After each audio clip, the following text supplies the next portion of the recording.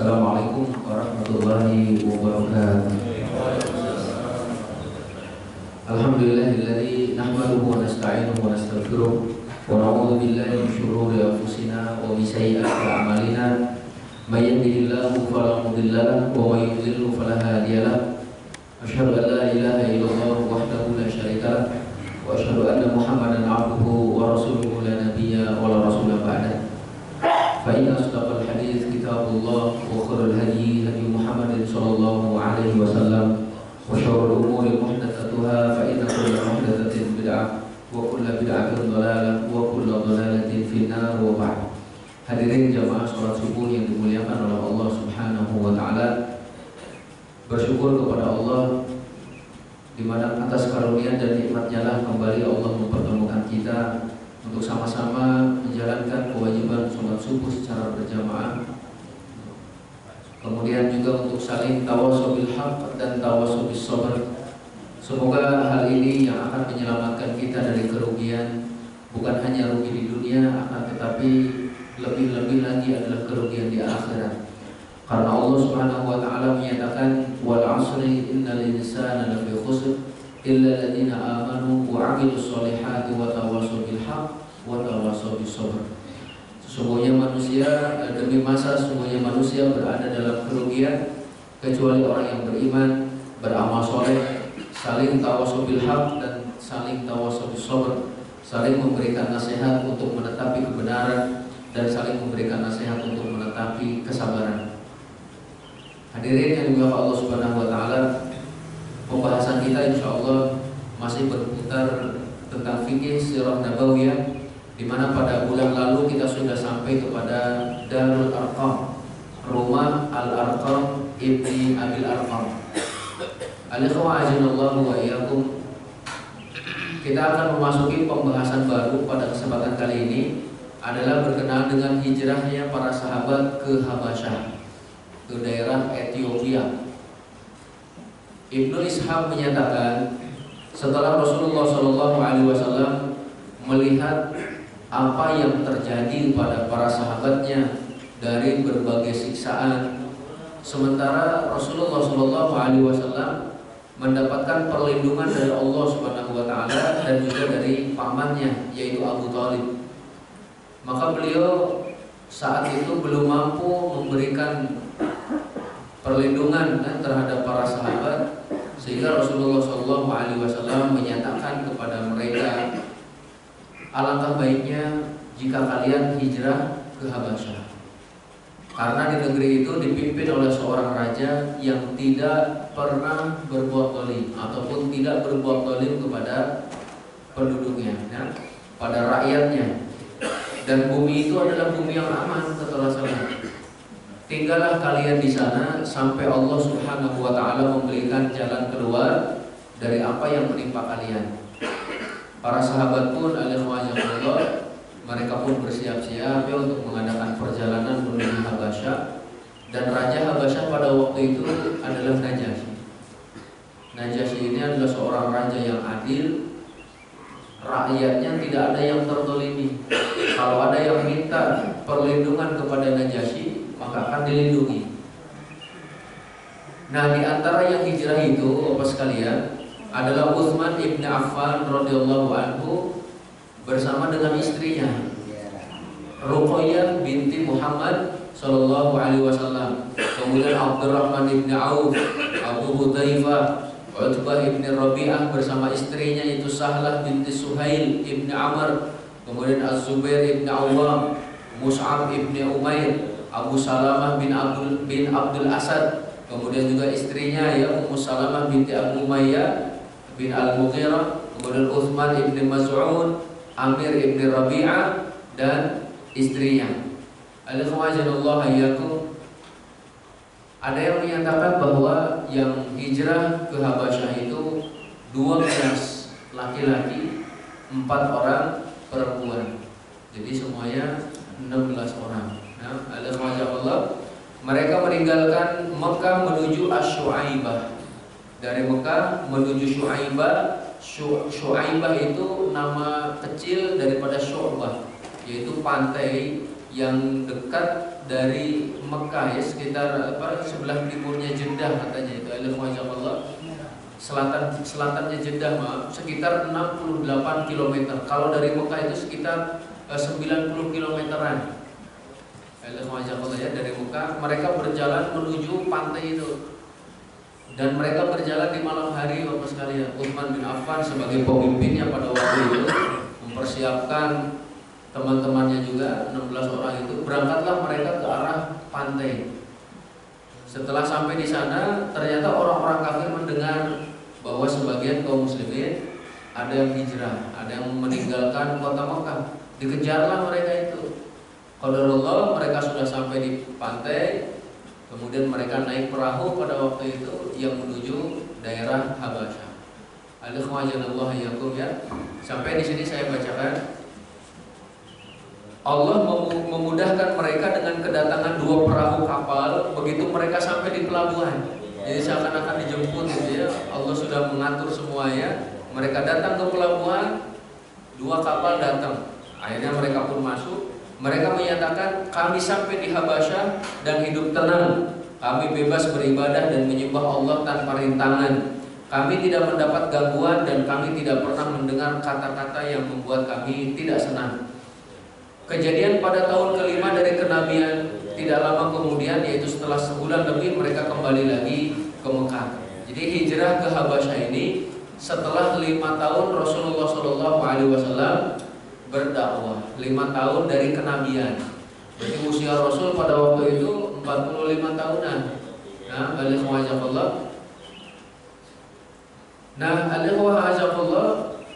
ketika kaum muslimin sudah tinggal di Habasyah sekitar 1 bulanan, mereka pun kembali ke Mekah.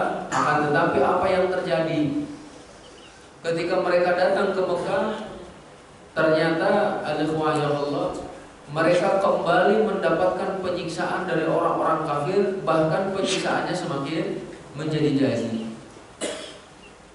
Nah, akhirnya mereka pun berhijrah lagi ke Habasyah untuk yang kedua kalinya, di mana pada waktu itu laki-laki berjumlah 83 orang dan juga 18 perempuan.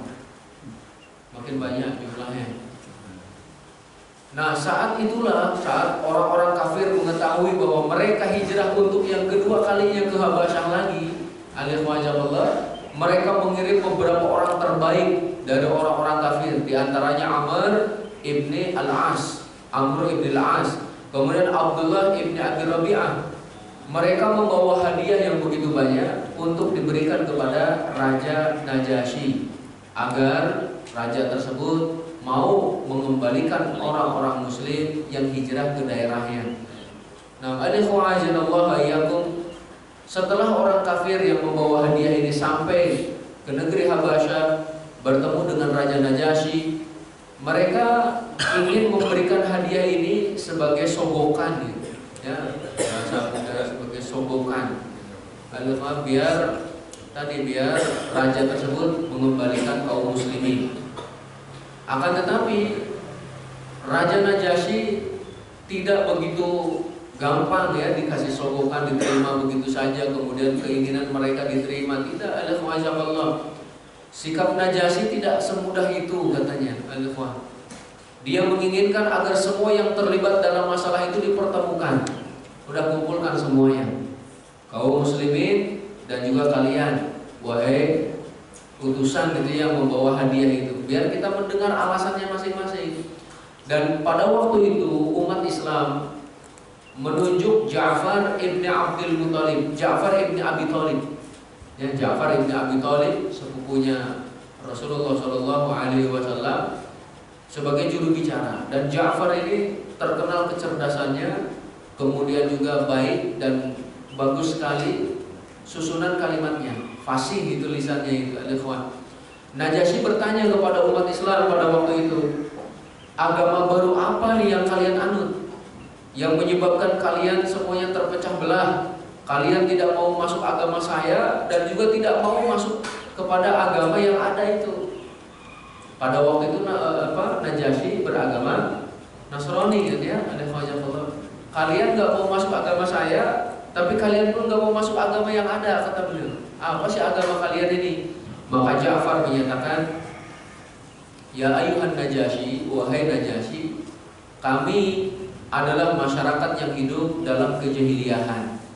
Kami menyembah patung, kemudian kami pun memakan bangkai, melakukan perzinaan, memutuskan hubungan silaturahim, mengganggu tetangga, kemudian yang kuat di antara kami memeras yang lemah.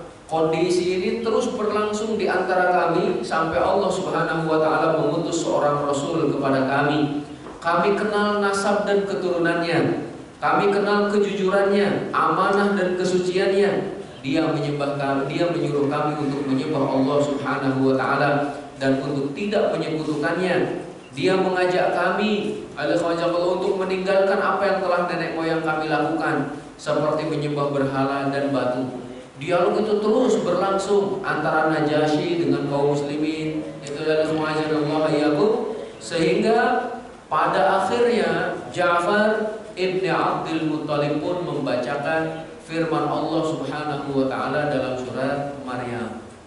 Nah, dibacakanlah oleh beliau, kaf ha ya ain shad dzikru rahmatir rabbika 'abdahu Zakaria inna da rabbahu nidaan khafi, terus dibacakan. Dalam surat itu kan bercerita tentang Maryam, bercerita tentang Nabi Isa alaihissalam. Raja Najasyi berkaca-kaca matanya, ada yang menyatakan sampai menangis, sampai kemudian Raja Najasyi menyatakan, tinggallah kalian di negeriku dengan aman, tidak ada seorang pun yang akan mengganggu kalian. Masya Allah, itu kata Najasyi ya, seorang raja yang adil walaupun beragama Nasrani pada waktu itu.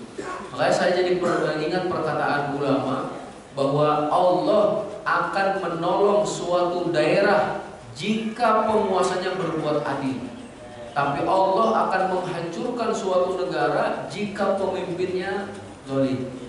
Kebalikan daripada adil. Walaupun kafir tapi adil, Allah akan tolong. Tapi kalaupun dia muslim cuma zalim, Allah bisa jadi hancurkan. Na'udzubillah min dzalik ya. Nah, Bapak sekalian, secara ringkas cerita hijrahnya Rasulullah, hijrahnya para sahabat ke Habasyah sudah selesai. Itulah intinya. Marilah kita ambil pelajaran dari kisah ini. Dan ini merupakan pelajaran kita yang pertama, Bapak sekalian, dari nasab Rasulullah SAW, dari kelahiran Rasul sampai hijrah ke Habasyah.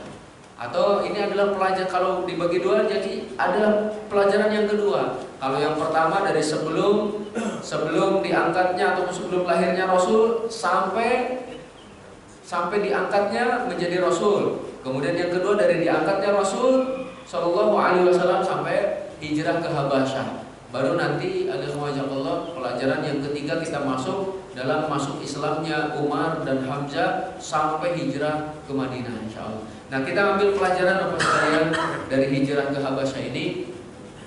Yang pertama,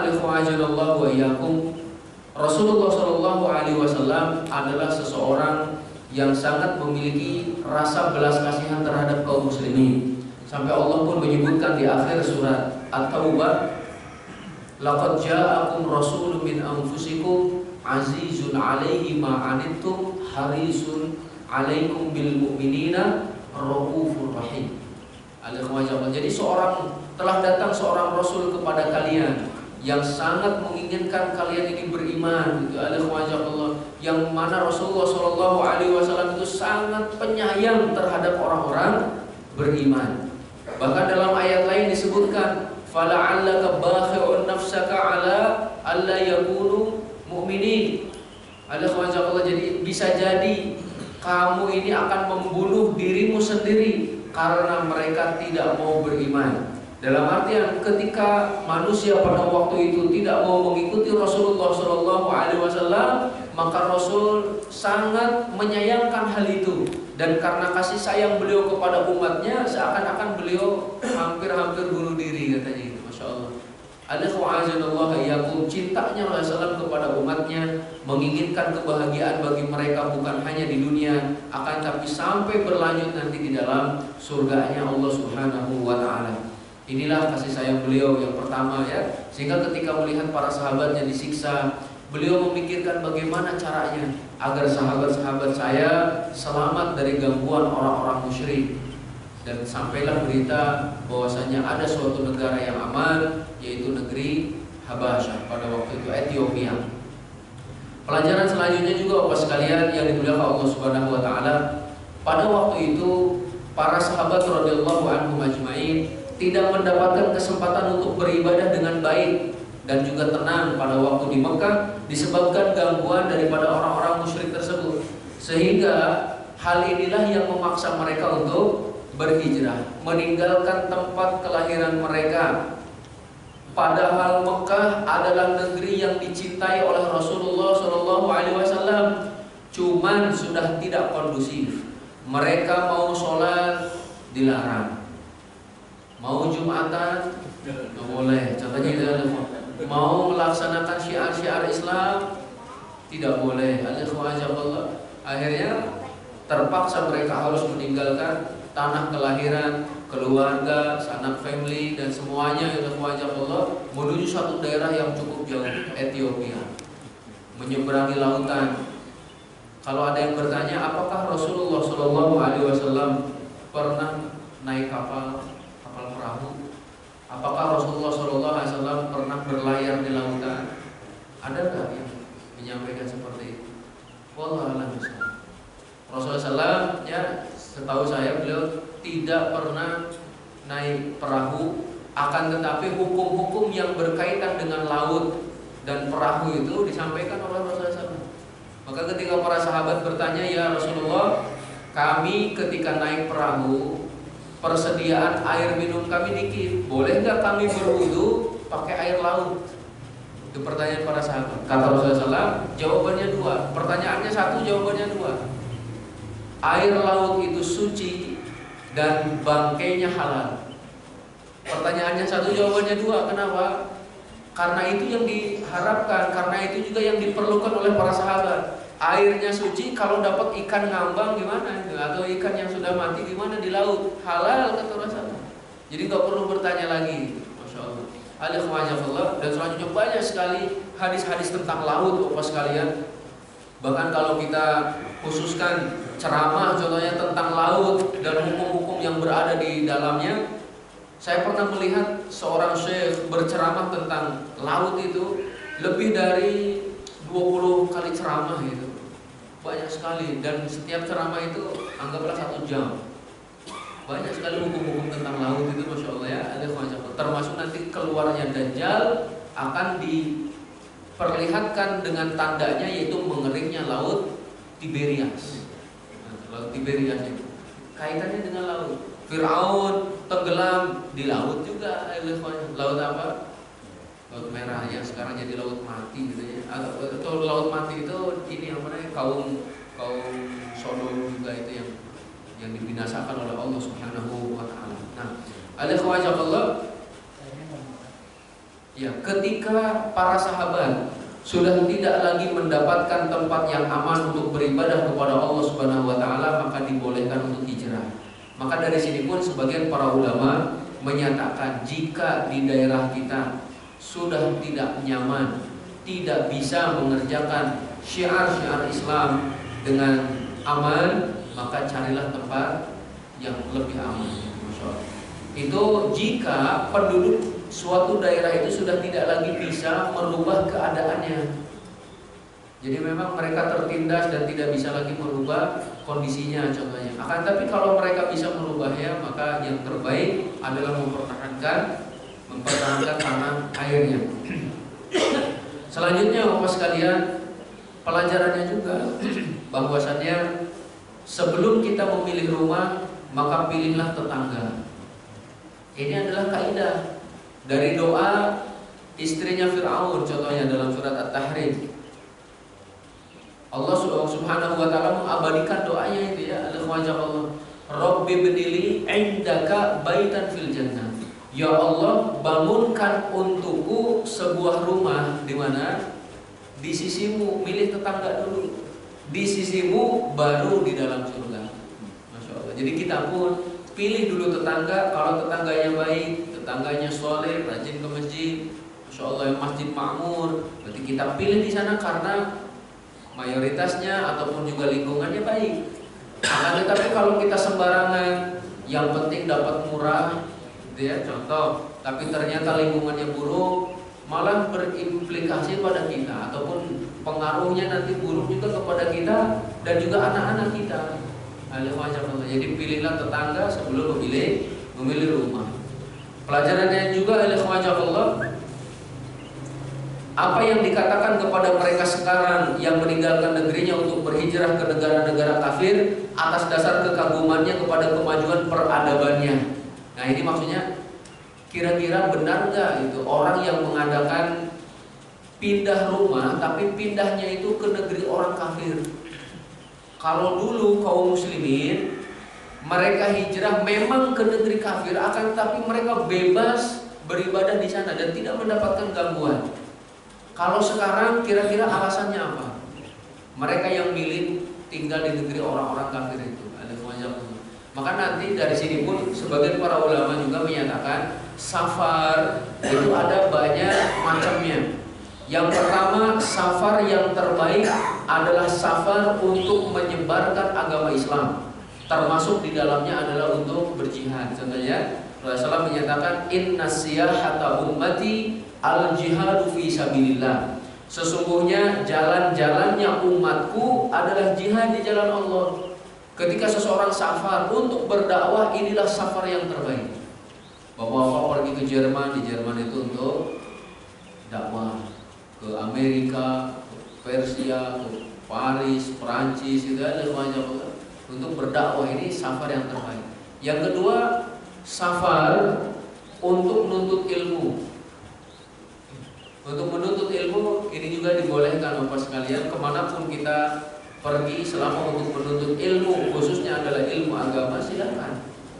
Akan tetapi juga nampaknya kalau kita menuntut ilmu agama contohnya bukan dari sumbernya, maka dikhawatirkan malah kekeliruan yang digapai. Sebagai contoh, ada orang yang ingin belajar agama Islam tapi berangkatnya ke Arizona, pulang-pulang jadi penganut ingkar sunnah. Atau juga ada yang belajar Islam tapi di barat, pulang-pulang membenci Islam. Belajar Islam di barat tapi ternyata pulang-pulang malah menyampaikan gagasan-gagasan baru yang berseberangan dengan Islam. Dan yang lebih disayangkan, belajarnya di pusat peradaban Islam, Mekah ataupun Madinah, pulang-pulang jadi musuh Islam. Na'udzubillah min dzalik. Bahkan lebih mengerikan lagi barangkali pemahamannya itu dibanding dengan orang-orang barat itu sendiri. Nah ini yang tidak kita inginkan. Ini jadi safar untuk menuntut ilmu. Ada hadis yang sebagian ulama menyatakan itu adalah dhaif. Utlubul ilma walau bisin, katanya ya. Carilah ilmu walaupun sampai negeri Cina. Kira-kira kalau ke Cina belajar ilmu apa? Akupuntur contohnya ya, bekam. Itu ada banyak Allah. Karena kalau belajar agama Islam ke Cina, justru pusatnya itu di tempat Rasulullah SAW hadir itu, di Madinah, di Mekah ini ya. Ada wajah Allah. Itu kalau benar hadisnya, tapi sebagian ulama menyatakan ini bukan hadis. Wallahu a'lam bishawab. Selanjutnya ada safar justru untuk mengais rezeki. Nah ini juga sebagian para ulama membolehkan untuk mengais rezeki. Akan tetapi sebaik-baik rezeki tentu adalah rezeki di negerinya sendiri. Makanya Rasulullah pernah menyatakannya yang maknanya sungguh bahagia seseorang ketika Allah menjadikan rezekinya di negerinya dan Allah menjadikan kecukupan dalam hatinya. Itulah orang yang paling bahagia. Gak perlu jauh-jauh ke negeri seberang. Di sini Allah sudah memberikan rezeki kepada kita. Dan yang selanjutnya juga safar. Yang selanjutnya adalah safar yang mubah. Safar yang mubah itu apa? Safar ataupun bepergian tidak untuk maksiat, Bapak sekalian. Ini pun juga dibolehkan. Safar bukan untuk maksiat. Adapun nanti kalau safarnya dengan niatan untuk bermaksiat karena di kampungnya malu contohnya ya, melakukan perbuatan tersebut, akhirnya dia ke luar negeri, di luar negeri cokek botol, banting kartu ya, banting kartu dan sebagainya, itu Allah, ini tidak boleh oleh yang seperti ini. Termasuk Jika seseorang mengadakan safar ke luar negeri yang kafir, ya notabene-nya adalah kafir, ternyata di dalamnya dirinya tidak boleh melaksanakan ibadah, tidak boleh sholat, puasa dan sebagainya. Ini malah nyari masalah kalau yang seperti ini ya. Kaum muslimin khususnya adalah para sahabat, mereka melarikan dirinya karena ingin menyelamatkan agama. Lalu kenapa di antara kita malah melarikan diri untuk membuat fitnah terhadap agamanya? Ya na'udzubillah. Nah, Bapak sekalian, ya Bapak Allah Subhanahu wa taala, pelajaran selanjutnya juga para sahabat Rasulullah SAW yang hijrah ke Habasyah itu telah memberikan pelajaran yang berharga kepada kita.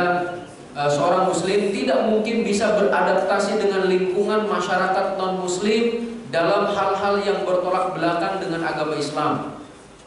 Nah, dalam masalah akidah kita punya pembeda ataupun sekat antara kita dengan orang-orang kafir. Adapun dalam muamalah, silakan. Rasulullah SAW saja pernah punya utang kepada orang Yahudi contohnya, atau juga beliau pernah menggembalakan kambing milik orang Mekah.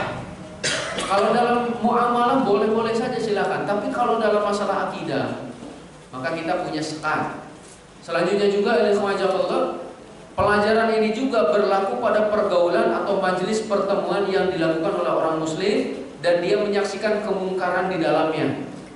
Maka bisa jadi ia mengikuti acara yang ada dan dia diam saja sehingga harus tetap beradaptasi dengan sesuatu yang bertentangan dengan agama Allah, atau ia menolak dan mengingkari hal tersebut, yang mana jika dia melakukannya Bapak sekalian, dia akan keluar meninggalkan pertemuan tersebut. Karena ini adalah munkar, maka dia akhirnya keluar. Seperti Bapak sekalian yang Bapak Allah Subhanahu wa taala, sebagian mereka membahas tentang contoh yang sering terjadi itu adalah walimah contohnya. Pesta pernikahan. Menurut para ulama, undangan pernikahan itu hukumnya bisa sampai wajib untuk hadir. Wajib berarti kan harus datang tuh. Akan tetapi jika didapatkan kemunkaran di dalamnya, status wajib jadi berubah, nggak perlu. Masya Allah, status kemungkarannya ya ada joget-joget contohnya, buka-buka aurat gitu, Masya Allah. Dan selanjutnya maka sudah tidak wajib lagi katanya mendatanginya. Selanjutnya pada peristiwa pengejaran yang dilakukan oleh orang kafir Quraisy kepada para sahabat hingga ke negeri Habasyah dan upaya mereka untuk mengembalikan kaum muslimin ke Mekah lagi, hal tersebut menjadi indikasi yang sangat jelas bahwa pertentangan antara orang kafir dengan kaum muslimin tidak hanya bersifat pribadi, tetapi merupakan permusuhan yang didasari oleh keyakinan agama mereka. Seandainya permusuhan ini hanya bersifat pribadi, pastilah kaum kafir tersebut akan merasa senang dengan kepergian kaum muslimin dan jauh dari pandangan mereka. Jadi benarlah bahwa permusuhan mereka itu dilatar belakangi oleh keyakinan agama. Dan ini juga yang menguatkan Bapak sekalian, orang kafir tidak akan pernah senang kepada kita sampai kita ikut agamanya, atau yang kedua kita yang dibunuh. Nah, dalam surat Al-Anfal itu Allah menyatakan, wa idh yamkuru bikal ladzina kafaru liyuthbituka aw yaqtuluka aw yukhrijuka wa yamkuruna wa yamkurullah wallahu khairul makirin. Jika orang-orang kafir membuat makar, tipu daya, untuk apa? Untuk tiga hal. Yang pertama menangkapmu, yang kedua membunuhmu, yang ketiga mengusirmu. Mereka mengadakan tipu daya dan Allah akan membalas tipu daya mereka. Sesungguhnya Allah adalah zat sebaik-baik yang membalas tipu daya. Tiga nih keinginan orang kafir itu. Yang pertama ditangkap, masukin penjara, atau yang kedua bunuh, atau yang ketiga usir. Kalau di sini para sahabat hijrah itu bukan karena usiran para orang-orang kafir itu ya, Masya Allah.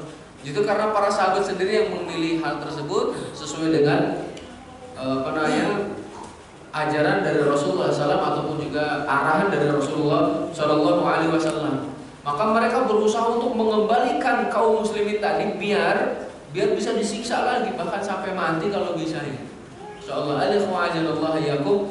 Ini juga yang disampaikan oleh Syekhul Islam Ibnu Taimiyah, bahwasannya surga di dadaku, kata beliau. Kemanapun aku pergi, maka tidak pernah meninggalkanku, karena sudah berada dalam jiwanya.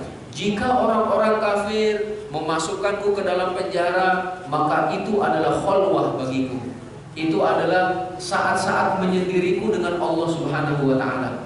Jika mereka membunuhku, maka itu adalah syahadah bagi diriku, maksudnya mati syahid. Jika mereka mengusirku, diasingkan ke negeri-negeri seberang, maka itu adalah jalan-jalan bagiku, kata beliau. Dan di Indonesia pun para pemimpin negeri kita kan pernah diasingkan itu oleh para penjajah. Soekarno, kemudian siapa lagi itu, pernah diasingkan. Karena diasingkan itu salah satu bentuk penyiksaan juga. Kita saja coba saat ini Bapak sekalian, diasingkan ke satu negara, tidak bawa bekal, tidak ada kenalan di sana, itu gimana coba? Bisa jadi cepat meninggal walaupun hidup di kota. Banyak orang yang bertahan hidup ketika dibuang ke hutan. Tapi kenapa orang cepat mati ketika dibuang ke kota itu? Masya Allah. Jadi harus ada pelajaran survival kota buat kalian. Allah alam. Kita lanjutkan juga Bapak sekalian. Pelajarannya bahwa Utsman ibni Hasan mengatakan, generasi salaf dahulu ketika ditanya tentang suatu masalah akidah, maka ia menjawab dengan argumen-argumen dari Al-Quran dan juga As-Sunnah. Hal itu pula dilakukan oleh Ja'far ibni Abi Thalib radhiyallahu anhu di hadapan Raja Najasyi. Ketika Raja Najasyi bertanya tentang Nabi Isa, maka beliau membaca surat dari Al-Quran, yaitu surat Maryam. Inni Abdullah ataniyal kitab wa ja'alani nabiyya wa ja'alani mubarakan aina ma kuntu wa usani bis salati waz zakati ma dumtu hayya wa barram bi walidati wa lam yaj'alni jabbaran syaqiyya, dan selanjutnya dibaca dari surat Maryam itu, sehingga Najasyi makin yakin ini benar sesuai dengan apa yang terdapat dalam kitab Taurat, ya, ataupun kitab Injil yang dirinya pegang itu adalah wajah Allah. Sehingga pantaslah kalau Najasyi disolati oleh Rasulullah saat meninggal dunia, karena Najasyi beriman kepada Rasulullah SAW dan tidak ada yang menyolatinya. Ketika meninggal dunia, maka Rasulullah menyatakan, sholatlah kepada sahabat kalian Najasyi. Beliau sudah meninggal dunia.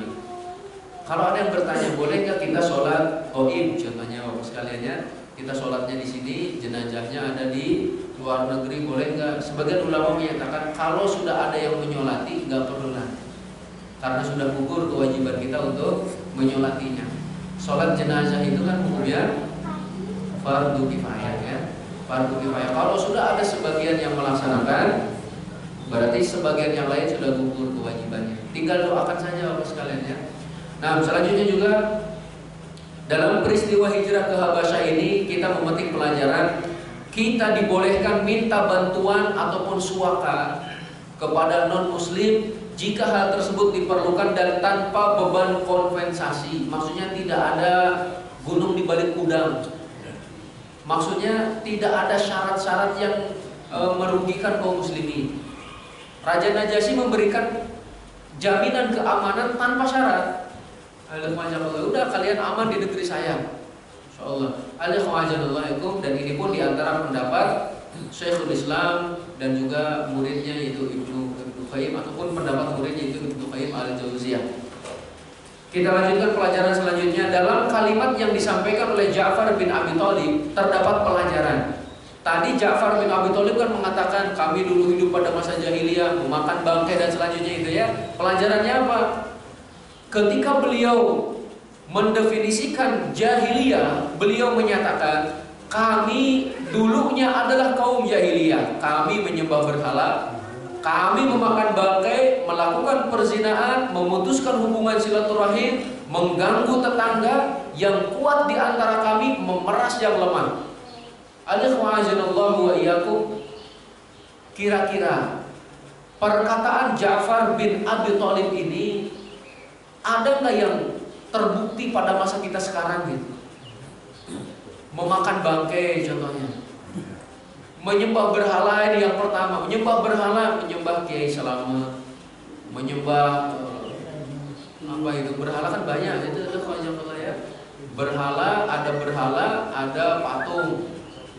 Di Indonesia saja coba dihitung jumlah patung yang ada. Masya Allah, banyak sekali. Jangan jauh-jauh lah. Di ibu kota kira-kira patungnya ada berapa? Ya banyak sekali ya, ada banyak banget. Bisa jadi saat-saat ini belum disembah yang ada di pinggiran jalan itu, tapi siapa tahu kalau 20 tahun ke depan itu ya, justru ada orang-orang yang malah menyembah itu naudzubillah. Memakan bangkai Bapak sekalian. Makan bangkai ini contohnya ayam yang disembelih dengan tidak menyebut nama Allah, disetrum, kemudian juga dijual, dimakan itu Masya Allah. Cuman kita diajarkan juga untuk selalu mengucapkan basmalah ya sebelum makan. Kalau kita contohnya mampir di warteg itu sebenarnya tidak perlu nanya ini yang belinya pakai basmalah enggak gitu. Itu bisa jadi menyakiti pemilik warung. Kalau dia muslim kita husnudzon Bapak sekalian, tapi kita bacakan basmalah ya. Kemudian apalagi nih tadi melakukan perzinaan. Zina semakin merebak. Sebagian orang merasa bangga malah dengan zina ini. 80 juta lagi katanya gitu ya. Alhamdulillah. Jadi kalau malah bangga itu dengan perzinaan itu.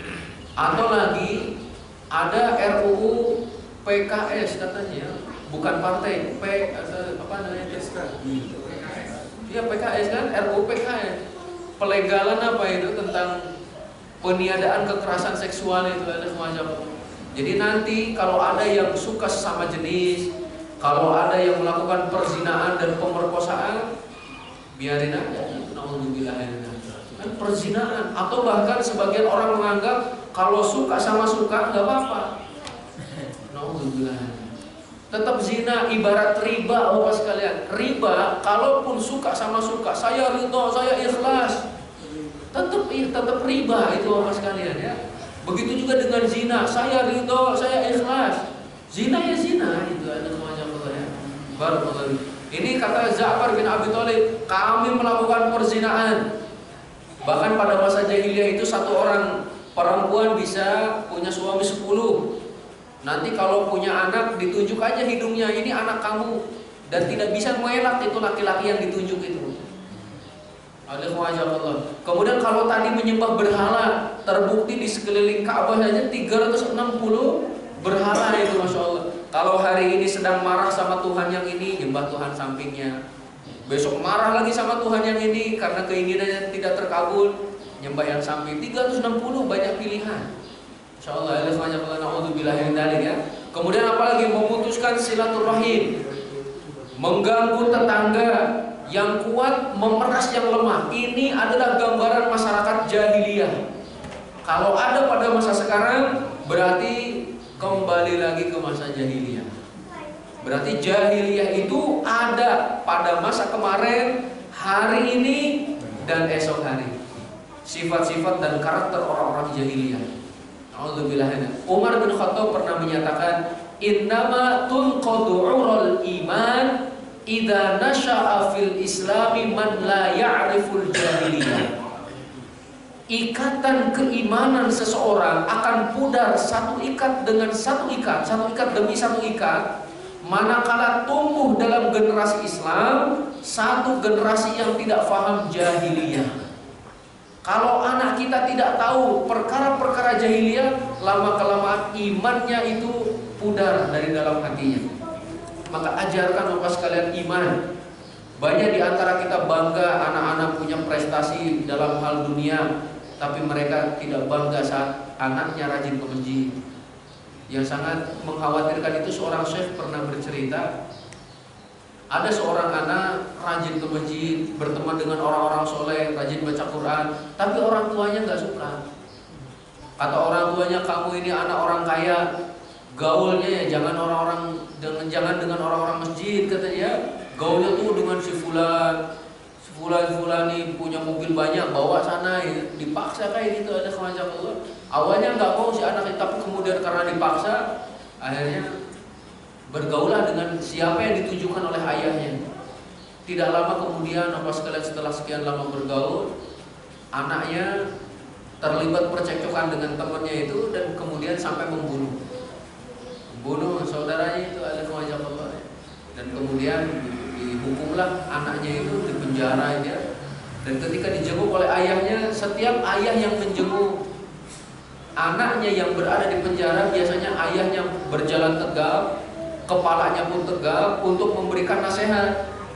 Tapi kemudian yang terjadi adalah kepala ayahnya itu menunduk, kepala anaknya yang tegap. Ini ayah katanya hasil didikan ayah kayak gini. Alhamdulillah. Ada juga yang menyatakan bahwa si anaknya itu mati ketika menenggak minuman keras, ketika main-main dengan perempuan dan selanjutnya. Alhamdulillah. Kan itu satu hal yang menyedihkan ya kalau seperti itu. Nah, barakallahu fikum, itu gambaran orang-orang jahiliyah Bapak sekalian. Pelajaran selanjutnya, Ja'far radhiyallahu anhu ditanya oleh Raja Najasyi mengenai agama Islam. Ia mengawali kata-katanya dengan menjelaskan beberapa larangan dalam agama, dan larangan yang paling besar adalah perbuatan syirik, yaitu menyekutukan Allah. Kemudian disusul dengan menjelaskan perintah Islam, dan perintah yang utama adalah bertauhid dan mengesahkan Allah Subhanahu wa taala. Sehingga dalam hal ini Ja'far bin Abi Thalib mengadakan dua metode, ataupun metode yang pertama itu adalah mengosongkan satu tempat, khususnya adalah hati, dari seluruh sesembahan selain Allah Subhanahu wa taala, baru kemudian diisi bahwa hanya Allah yang berhak untuk disembah. Ibarat kita punya satu tempat yang ingin memasukkan barang-barang ke dalamnya, maka harus dikosongkan dulu. Baru setelah kosong dimasukkanlah barang tersebut. Maka dalam Al-Qur'an pun Allah menyatakan faman yakfur bit-taghut wa yu'min billah faqad istamsaka bil 'urwatil wuthqa. Siapa yang kufur kepada taghut kemudian iman kepada Allah, jadi kufuri dulu semua sesembahan selain Allah, baru imani Allah Subhanahu wa taala. Maka kata Zakir Naik itu ketika bertanya, apa agamamu? Ateis, tidak percaya hal apapun itu. Maka kata beliau, kamu sudah punya satu hal, yaitu mengosongkan hatimu dari semua sesembahan. Tinggal satu lagi, percayai Allah. Dan ternyata orang tersebut diberikan hidayah oleh Allah dan masuk Islam. Masyaallah. Nah, selanjutnya ketika Ja'far menerangkan tentang urutan-urutan dakwah yang dibawakan oleh Rasulullah SAW, beliau mendahulukan tauhid. Maka kita pun, ya siapapun yang ingin menyampaikan Islam, awali dengan tauhid, agar mereka tahu siapa penciptanya, siapa yang memberikannya rezeki, siapa yang menghidupkannya, mematikannya, memberikan manfaat ataupun juga menolaknya dari madarat dan selanjutnya, itu adalah Allah. Kalau keyakinan ini sudah tertancap di dalam jiwa, maka insya Allah akan melahirkan amalan-amalan soleh. Tapi kalau keyakinannya goyah, maka amalannya pun bisa jadi tidak bermanfaat. Pas kalian, percuma. Selanjutnya, pada peristiwa perang Khaybar, nanti insya Allah kita akan membahasnya. Kaum muhajirin yang berhijrah ke Habasyah ini pulang. Ada sebagian sahabat radhiyallahu anhu yang membanggakan diri kepada kaum muhajirin Habasyah ini karena ia merasa telah mendahului mereka berhijrah ke Madinah. Oleh karena itu mereka pun melaporkan perihal ini kepada Rasulullah SAW. Maka Rasulullah bersabda, "Laisa bi ahaqqa bi minkum wa lahu li ashabi hijratun wahidah wa lakum ahlus safinati hijratani." Dia itu orang yang membanggakan diri di atas muhajirin Habasyah tidak lebih berhak atas diriku daripada kalian. Dia dan teman-temannya muhajirin Madinah hanya mendapatkan hijrah satu kali, sementara mereka muhajirin perahu yaitu ke Habasyah mendapatkan 2 hijrah. Oleh karena itu saya bacakan, muhajirin Habasyah sangat bergembira sekali dengan hadis Rasulullah SAW ini. Asma binti Umais memberitahukan kejadian ini kepada Rasulullah SAW dan menyatakan, aku melihat Abu Musa dan para muhajirin naik perahu secara bergiliran datang kepadaku menanyakan perihal ucapan Rasulullah SAW ini. Oleh karena itu tidak ada sesuatu di dunia ini yang lebih membahagiakan dan lebih berharga bagi mereka daripada berita dari Rasulullah SAW. Maksudnya orang yang berhijrah ke Habasyah memiliki keistimewaan dibanding dengan orang yang hijrah ke Madinah, dan dua-duanya memiliki keistimewaan. Pas sekalian ya. Barakallahu fikum. Sampai di sini dulu pelajaran yang kita sampaikan. Insya Allah kita masuk ke dalam bab yang ketiga nanti, fase masuk Islamnya Hamzah dan Umar hingga peristiwa Isra dan Mi'raj, insya Allah. Jazakumullahu khairan. Kalau ada yang mau disampaikan silakan. Barakallahu fikum. Baik, alhamdulillah, jazakumullah khairan kepada Ustaz Abdul Khalid yang telah menyampaikan pelajarannya pagi ini, itu terkait kisah indahnya sahabat Rasulullah ke Habasyah. Banyak hal yang kita dapatkannya, semuanya untuk meningkatkan keimanan dan ketakwaan kita kepada Allah SWT. Langsung pada sesi tanya jawab, silakan pada Bapak Ibu. Ada? Ibu-ibu ada? Saya saja.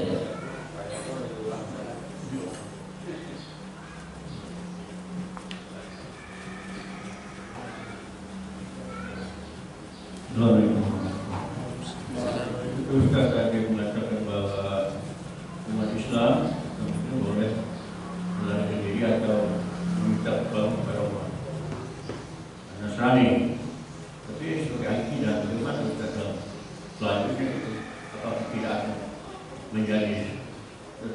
menjadi tertekan atau akan lebih sengkara?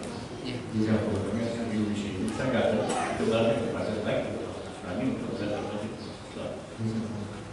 Jazakallahu khair. Pertanyaan yang bagus sekali Bapak sekalian. Untuk memohon pertolongan kepada orang kafir ada beberapa syarat, dan syaratnya ya diantaranya yang paling ditekankan, orang tersebut, orang kafir tersebut bisa dipercaya. Bisa dipercaya, contohnya apa? Tidak membocorkan rahasia kaum muslimin. Kemudian juga ya, tentu menjaga perjanjian itu. Dan nanti menjelang hari kiamat pun akan terjadi perang dahsyat Bapak sekalian, antara kaum muslimin dengan awalnya dengan orang-orang Yahudi. Dan ternyata kaum muslimin pada waktu itu kan mereka bersekutu dengan orang-orang Nasrani. Maksudnya bergabung dengan orang Nasrani, peranglah. Setelah perang itu ternyata kaum Nasrani menyalahi perjanjian. Mereka ingkar janji ataupun mengkhianati perjanjian itu, yaitu dengan membunuh kaum muslimin. Akhirnya terjadilah peperangan Armageddon yang besar itu. Ya, ada Allah yang terdiri dari 12.000 bendera. Masing-masing bendera 12.000 pasukan. Sekitar 1 miliar orang itu yang hadir untuk berperang pada waktu itu. Ada Allah antara kaum muslimin dengan orang-orang Nasrani. Karena apa? Karena tadi menyalahi ataupun mengkhianati janji. Jadi kalau mereka bisa dipercaya boleh minta perjanjian, boleh minta bantuan kepada mereka. Tapi kalau tidak bisa dipercaya ya jangan. Itu barangkali. Jazakumullah. Baik, masih ada lagi? Cukup? Alhamdulillah, kita ucapkan terima kasih sekali lagi untuk Ustaz kita. Semoga Allah menambah kebaikan untuk beliau dan untuk kita semua. Dan untuk besok pagi, insya Allah kalau Ustaz Imam Sujoko, semoga kita diberikan kesehatan dan kesempatan untuk bisa hadir pada acara tersebut. Dan pada taklim kita pada pagi hari ini sama-sama kita tutup dengan hamdalah dan doa kafaratul majlis. Alhamdulillahirabbil alamin. Subhanakallahumma wa bihamdika asyhadu an la ilaha illa anta astaghfiruka wa atubu ilaik. Wabillahi taufiq wal hidayah. Wassalamualaikum warahmatullahi wabarakatuh.